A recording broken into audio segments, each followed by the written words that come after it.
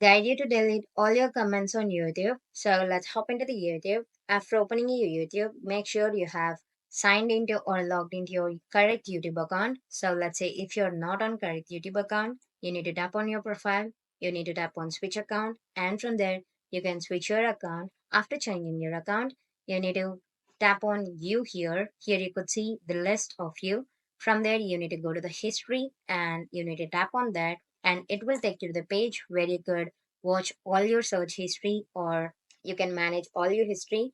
In manage all your history, here you could find the comments. So let's say if I tap on the comments, it will definitely take you to the page where you have commented on all the YouTube accounts. Let's say if you have commented on different YouTube videos, and it will show you all the information here. Let's say if you need to remove that comment, you can tap on one by one X mark here, or otherwise you can tap on manage my activity. That means you can tap on that, and from there you can delete it wholly.